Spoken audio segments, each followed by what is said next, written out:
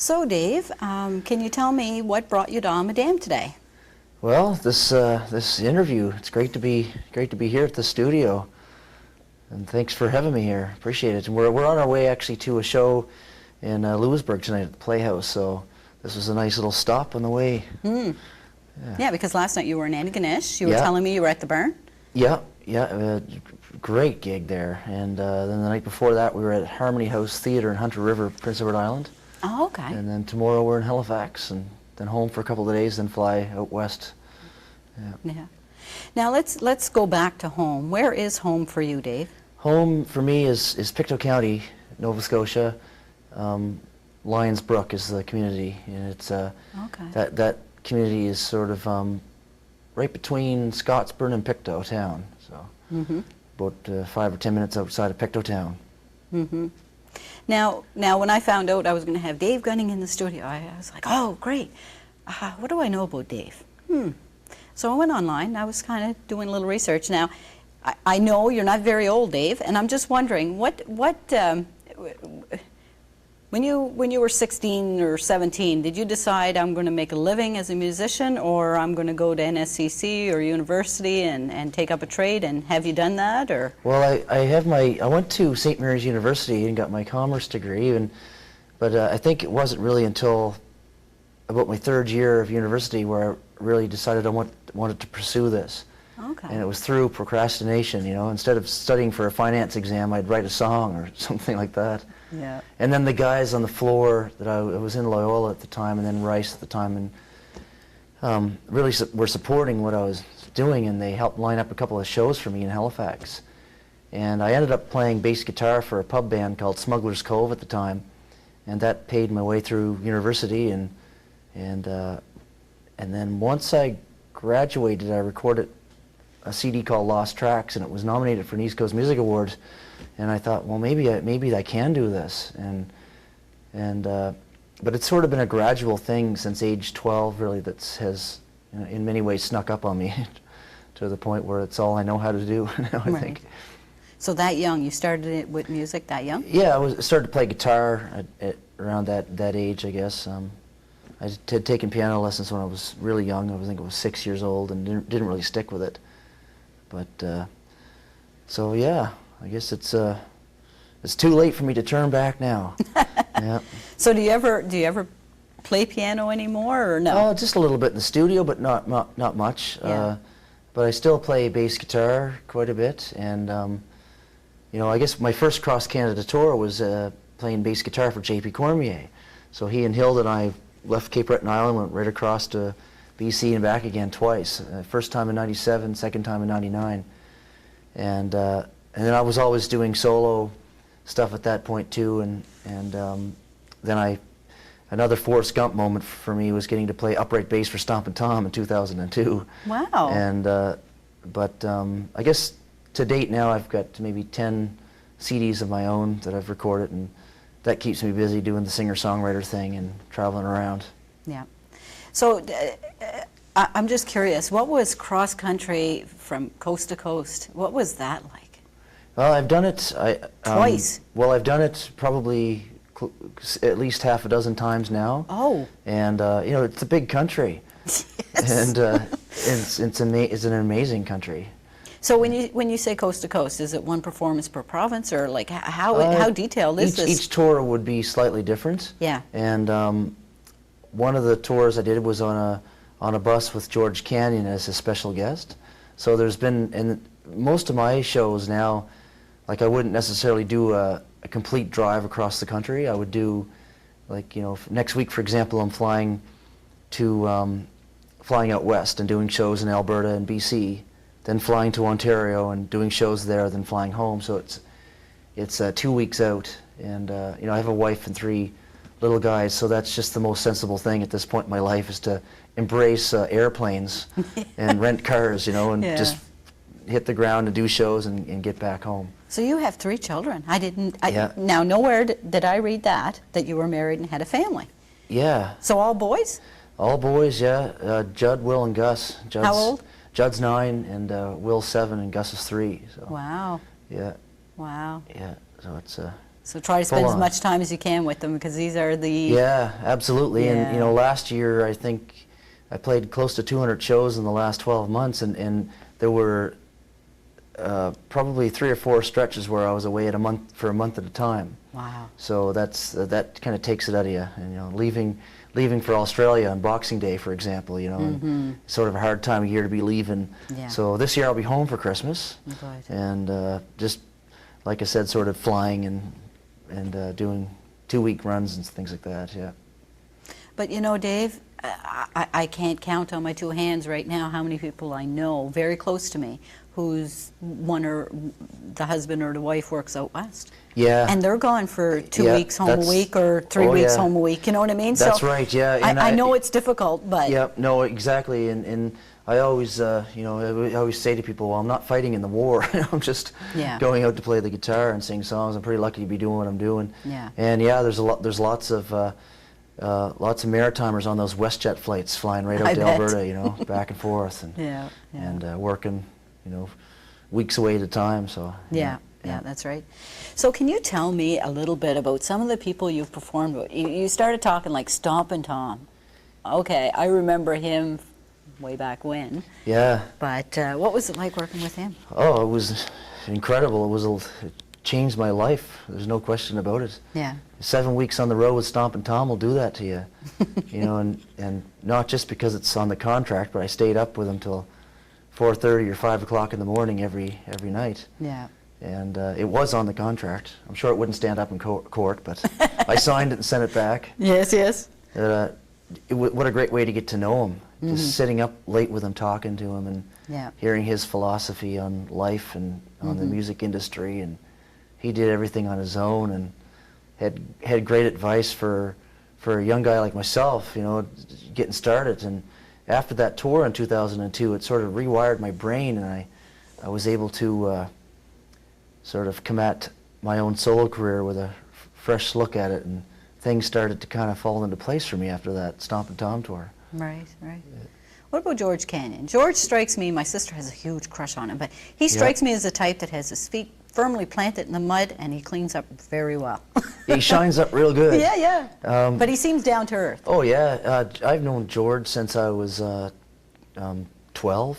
Well, yeah, your neighbors. Well, we went to school together. He was 3 years ahead of me in school, but we played in bands together all through, you know, growing up. And once he was graduated and left Pictou County, he joined a country band and traveled. He was going to St. X, and had, you know, sort of aspirations of going to med school and all that eventually, but just joined this country band. Drove across Canada, met a cowgirl in Alberta, and that turned him into a cowboy really fast. You know, and that'll do it to a good old Pictou County boy. You meet a good-looking cowgirl out west, and I think I can be a cowboy. Yeah. But he's the real deal now, and he's been living out in Alberta since about 1991, and but we still work together quite a bit and keep in touch on a weekly basis at least, anyway. Yeah. Now, another person that comes to mind, and I did read this on the internet, was John Allen Cameron. You kind of, did you write a song, or? No, Allie Bennett, who plays with me quite a bit now, played with John Allen Cameron longer than anyone probably. He, you know, right from the 70s until John Allen stopped touring. Allie played bass and guitar for him. Okay. And I think Allie was on the road with Natalie McMaster in the late 90s, and I got a call from John Allen Cameron to play bass guitar for him at that point, and guitar. So I did a few shows with him in Ontario and through Atlantic Canada, which was a great honor, and perhaps one of the easiest gigs I ever did in my life, because I knew all the material from growing up with it and listening to it. My first live concert, first time I ever saw live music, was in 1981. It was a John Allen Cameron and Stan Rogers concert. Wow. And I was sitting in the front row with my parents and my brother and sister, and so I grew up on the music, and it was really cool to get to know John Allen and get to travel with him, and so I certainly treasure that. I've seen John Allen perform live a couple of times, and he was always very amusing. Was he bit of a card to be around. Oh, absolutely. Yeah. He was a poop disturber in the best sort of way, you know? Yes, yes, yes. And yes. on Yeah. stage, just a great entertainer. Off stage, more laid back. You know, you'd be sitting in the dressing room with him, and he was extremely brilliant, and just an incredible guy to talk to, and very kind, very supportive of, genuinely wanted to help young up-and-coming musicians and dancers or artists of all types, and he was just a real great guy. Yeah. So who would have influenced your music and your style, would you say? Well, definitely the the Canadiana sort of folk stuff, including Stan Rogers, John Allen, Gordon Lightfoot, and all of that. But also, I grew up listening to Bryan Adams when I was a kid, and when I first started to play guitar, I got really into the '50s music for a while because the movie La Bamba had come out, and Jason Bennison, who was my best friend at the time in grade 8, he changed his name to J.D. Fortune and went on the Rockstar NXS show and became the lead singer for the band NXS. But my first band in grade 8 was with J.D. And he was an usher in theater that summer, had watched the movie La Bamba 24 times and was pretty sure he might have been Richie Valens. So we get really into the 50s music for quite a while, and especially Buddy Holly. I really get into the Buddy Holly music and learned to play tons of that stuff, and played in the 50s and 60s sort of cover band. And but my heart always was gravitated towards the folk music and the more acoustic stuff, and so but I listened to all types of music and lots of Americana singer-songwriters. Like I love John Hyatt and Indigo Girls and guys like Lyle Lovett, and there's just so many, Mark Knopfler and James Taylor obviously, and listen to Peter, Paul and Mary growing up and things like that. Whatever mom and dad had, and their mom and dad got sucked in a joint Columbia House like many people did years ago. Yes. So we had all these records showing up to the house, that you had, the record of the month, you had 10 minutes to return it or it was yours, that sort of thing. Yeah. But so we had tons of records, and I listened to them, and they were real generous with just letting us play them. Yeah. And but yeah. So is it something in the water in Pictou County? Because here you are naming off another well-known person, a musician from your school. Like, how many people did you go to school with that turned out to be on the radio? It's weird, yeah. It wasn't really a large school, but that school, like J.D. Fortune and George Canyon. Yourself? And myself, and Karen Corbin, who had a career as a sort of hip-hop artist for a while. She's now living back in Pictou County and helping manage George Canyon. Okay. And does a lot of the artwork and internet stuff. And Doris Mason's from Pictou County as well. And she was more from New Glasgow, I think. Okay. And but Bubbles from Trailer Park Boys is from East Pictou. So yeah. So George Canyon and I got to appear in the last episode of Trailer Park Boys as American forest rangers protecting beavers. And so that was great to be on that show. It was a four-day shoot. Yeah, yeah. And the Trailer Park Boys are now shooting again. They've bought the rights to the show from Mike Clattenburg, the three main characters. Yeah. And so they're shooting in Truro, I think now. They have a studio set up there. So. Okay. But so did they ask you back yet? not yet. Oh, you just stand by that phone. Yeah, maybe. I get to talk to Mike Smith from time to time, who's Bubbles on the show there. So yeah, good bunch of guys. Yeah. I bet you being on set with them is a laugh and a half. Yeah, absolutely. Yeah. Okay, so when I was doing some research on you and stuff, I watched the video These Hands, and honestly, I don't know that I watched it to the very end because I was so emotional. Oh yeah. It is. A beautiful song. Yeah. But it just, I don't have children. Yeah. I just, so I can only just imagine. Yeah. And it really tugs at the heart. So what possessed you to do that? Well, I was playing a corporate event in Halifax a couple of years ago, and somebody who works with the IWK Foundation was at the show and heard the song and was very moved by it. And so she approached a friend of mine who was sitting at the table with her from Pictou County, and we he introduced us. Shane Spronicle was his name, and it was a Chamber of Commerce event in Halifax, and so I was contacted by the IWK Foundation, who does a lot of work with the hospital, obviously, and their majority of their fundraising, you know, or all of it, and they said that they would like to adopt the song and shoot a video for it, and asked me if I would come in to the hospital. And I've been in there before singing for the kids over the years, and my wife is a teacher, so we've known sick children in there, and so I said, yeah, absolutely. So what they did is that because they're so connected to the hospital, they were able to get me almost like a backstage pass, and I got a tour of the hospital that it was very privileged to have, you know. So I got to go into to rooms where I guess civilians don't normally get to go, and just the staff more so, and it was extremely powerful. I can't imagine how you could do that. Being a dad, I didn't realize when I watched it you were a dad. Yeah. Because, oh my. But it was a good thing to do, and just to see the work that's happening there, and how incredibly talented these people are that work with the kids, and it felt so good to have done it. Good. And you know, I look forward to visiting again. So, but essentially, I visited through the hospital, and they followed me with a camera, and I would sing in different spots. They would ask me, you know, this might be a good spot to sing a song. You know, these people could use some cheering up. Yeah. That sort of thing. But so, just singing the song and different songs, and then at the you know, about a week or so later, they sent me the video that they had put together, and I was blown away. Yeah. No, it's very well put together, and it's very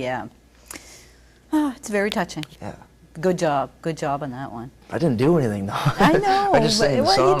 You song did. Really, but but just to go in and to be a part of that. And well, your words with them visuals really sends a message. yeah, they did it. You know? It's just a beautiful job. Yeah. You know, and I'm really proud of it. Yeah. Actually, when you walked in here today, you came in with your guitar and you opened up the case and you showed me something. You want to grab it? Yeah. Well,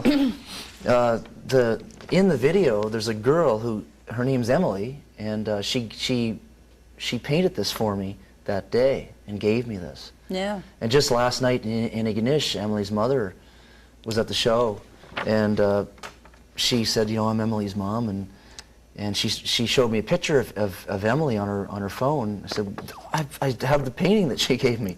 So anyway, here it is in my guitar case. Did you get a shot of it? Yes, I did. Right. Beautiful. And so I've kept it in the case. So Emily's no longer at the IWK. No, right? she's out, and she's doing very doing well. Good. And good. so you hear all those great stories. And, and they do great work at the IWK. Yeah, for sure. You know, they specialize in looking after the little critters. So it's and they just amazing. Yeah. So what else was I going to ask you about? I was going to ask you about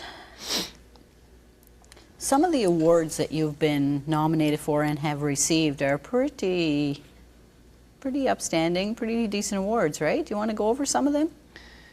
Well, I guess quite a few Music Nova Scotia awards, and some for work I've done in the studio with other people, and other awards for my own work, and I think there's East Coast Music Award? maybe 6 CMAs, and the Juno nomination, which was pretty good and pretty amazing, and then 2 Canadian Folk Music Awards, which were that was incredible to win those. Yeah. Because you're going up nationally there, aren't you? You're going against people across the country. It's not just natural recognition from your peers and things. That's right. And that was actually for the John Allen Cameron tribute. Yeah. Okay. Or one of the awards was. The other was more for just an overall type of thing. But Yeah. So did you ever use your degree? Have you ever worked in the field? I don't know. I studied management and commerce, but I have a manager that does all that for me. So I'm sure the skills would come into play. But you've never actually been employed? No. Using your degree? No. Yeah. No, Wow. and you know, just, you know, I guess employed by Stompin' Tom Connors and people like that for a short term, and the job interview was quite unique. You know, you get a call from Stompin' Tom, and he's asking, "Can you drink?" You know, well, I guess so. His criteria. We're not a bunch of preachers on the road, boy. So, okay, well, I like to have a few beers. Well, now, before you gets the gig with me, I got to know one more thing. Can you handle your liquor? I thought, well, I guess so, but I'm thinking, what kind of job interview is this? It really is. So I don't know if some of my buddies that I studied commerce with at St. Mary's University, I'm sure that their job interviews went slightly different. Probably. Yeah. Probably. Than the Stompin' Tom interview. Mm-hmm. Yeah. Yeah. So what were some of the? I've only heard of you on the radio releasing a new album. Here's a new song. Yeah. Doing a gig here, doing performance there. Have you had any struggles along the way? I mean, I did 10 years slugging it out in the pub sort of thing, and since about 1992 or 3, from about 2002 or 3, and you know, played about 200 nights a year back then playing pubs. I was on the circuit. You know, I do 7 nights at the Old Dublin Pub, 7 nights at the Split Crow in Halifax or whatever, just doing the circuit, doing the rounds.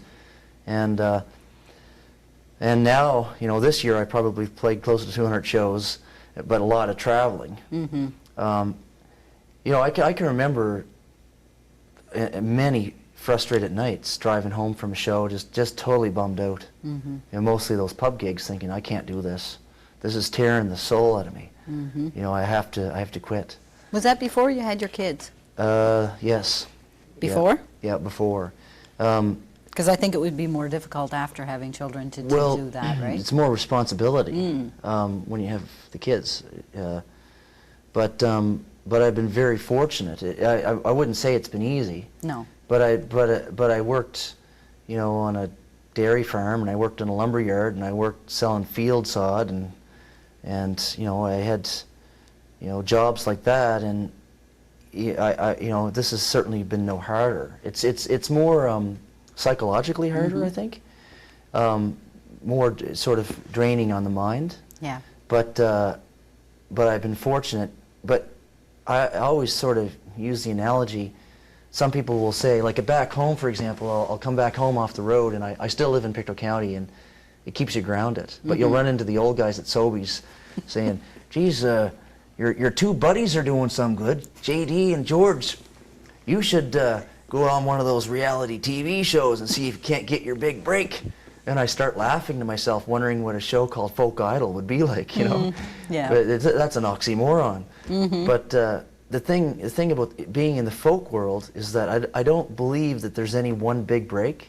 Like, for example, George had a big break. He was on Nashville Star. JD was on Rockstar in Excess. Those would be textbook examples of a big break. Yeah. But in my world, it's been thousands of little breaks along the way.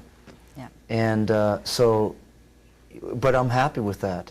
And I feel that there's a solid foundation of support under me. I have fans that are so loyal, and you know, we have good crowds at the shows pretty much every night, and I don't take that for granted. And I sort of use the analogy of the ladder might not reach up into the clouds, but the rungs are really close together. Yeah. So if a couple of rungs break along the way, I'm not too far back. And so I feel that I'm in a good place, and you know, obviously having a family is a responsibility, and I want the kids to be proud of their dad, and you want to make sure you're able to provide and all that. But you know, luckily it's been working out. So. Well, that's good. Yeah. Okay. I'm trying to think if there's anything else I have for you. One of the questions I would have is, in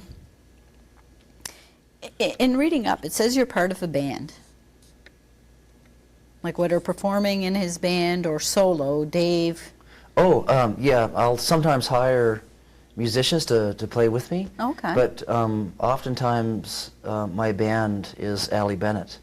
Okay. So Okay. he's and Because that's all you I need. always thought it was just Dave Gunning and his guitar. Oh yeah, Yeah. and sometimes it is. I still do a lot of solo shows, but I'll often have Ali to play bass and sing with me, and he'll play he plays some and composes Cape Breton fiddle tunes. So we'll feature that in the shows, and sometimes we'll add Jamie Robinson on guitar or Kathy Porter on percussion and accordion. But generally speaking, it's you know, it's usually me with Ali or just me by myself. Yeah. Yep. Yeah.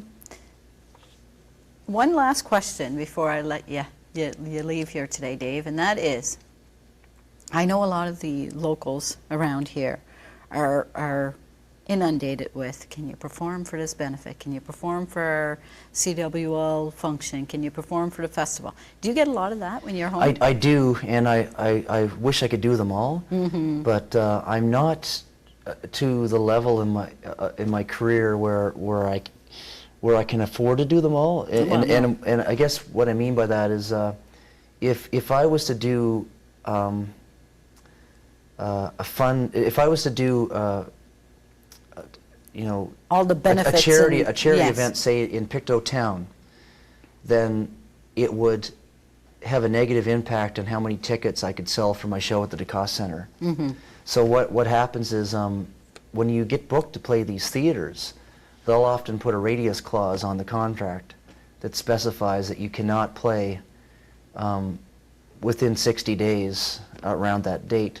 And they do that to protect themselves, because if they're offering a guarantee to hire you, right, and they're trying to sell tickets at $30 a ticket, and if you had just played a benefit within 3 months prior to that show, then the show could bomb. right. And then all of a sudden you're hurting your career. That's right. Yeah. So it's a delicate balance, and we always do 3 or 4 charities a year, and I always donate CDs or children's books for people to sell and things like that. So you know, that's we always try to help and when we can, for sure. But we'll do you know, a Christmas Daddies thing every year, or 1 or 2 local benefits for someone with cancer or things like that, or you know. So it's but you know, if I become rich and famous, then I can just do benefits all the time. Then I won't. That's right. Do that. That's right. Like, That's right. yeah. So, has any of your boys shown any talent with the guitar or any musical talent yet?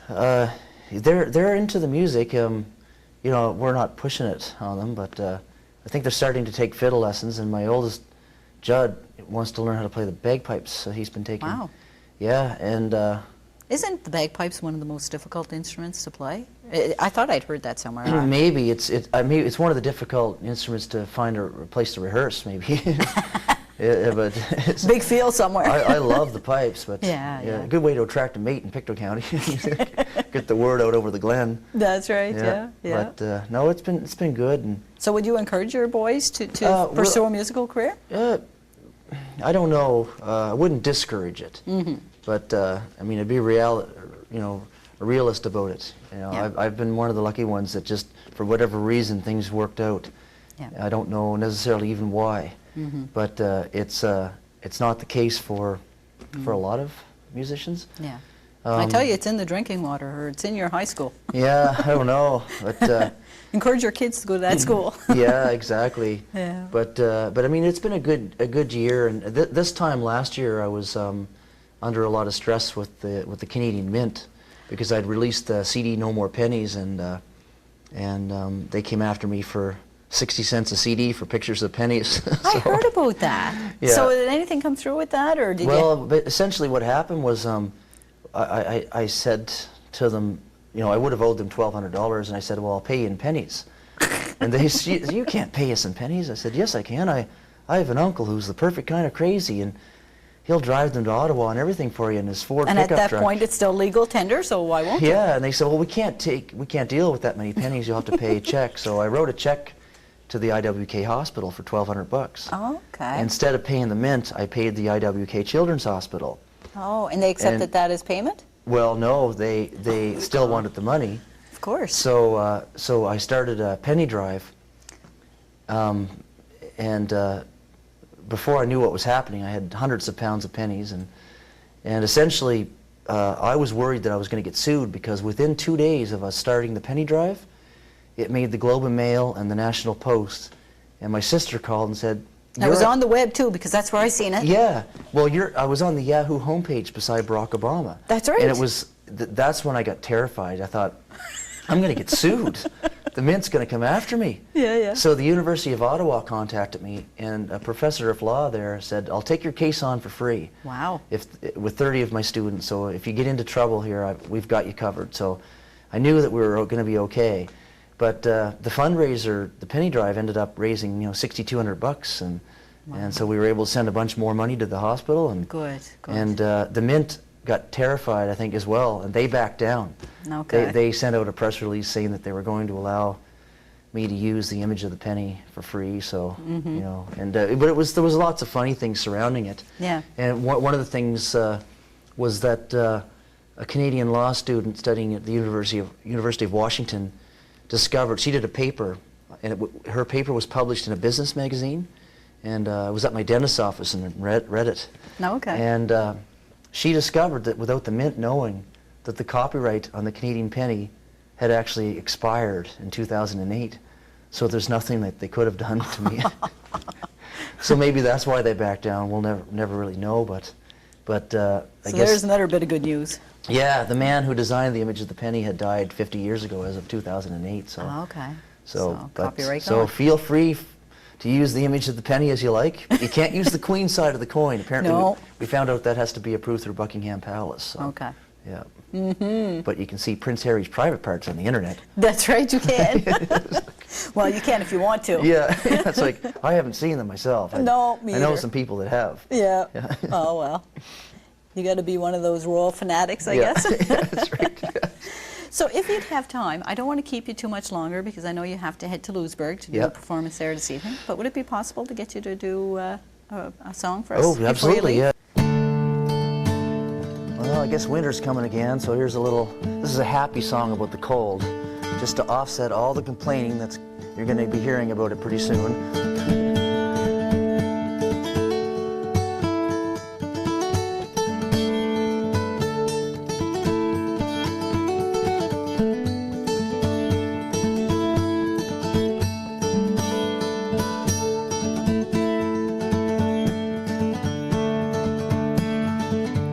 When the cold weather comes and the earth begins to freeze with a pale yellow glow, stubble in the fields, a lonely scarecrow watching with nothing left to do but wait. When the cold weather comes, then comes the falling snow that will settle in and stay, and the wind blows it around but won't blow it away. Beneath the frosty blankets in the midwinter bleak, fast asleep when the cold weather comes.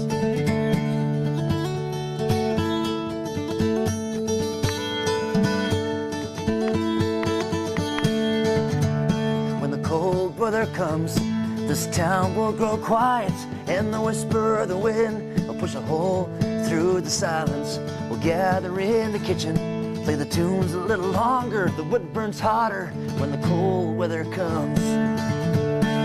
There's time to think about the seasons come and gone, and the one that lies ahead that will spring up from the ground. You may have a chance to get some rest. You might even catch your breath when the cold weather comes.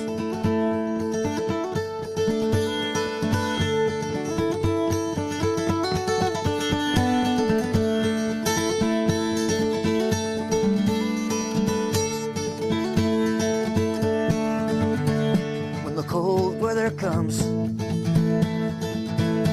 I'll get this verse. I know this is live, but it's like Stompin' Tom would say, this is no Milli Vanilli show here. This is live. We'll know when it's right. We'll know it's the time when we feel like we're missing the world going by. Well, cabin fever swells. There's a way to break free and time to leave when the cold weather comes. We'll enter the doors to the pubs of the towns where it's better to be early, ahead of the crowd, for all the girls stand in line with barely nothing on. They're the toughest ones when the cold weather comes. So raise your glass to the season's come and gone, and the one that lies ahead that will spring up from the ground. You may have a chance to get some rest. You might even catch your breath when the cold weather comes. 'Cause there's time to think about the seasons come and gone, and the one that lies ahead that will spring up from the ground. You may have a chance to get some rest. You might even catch your breath when the cold weather comes.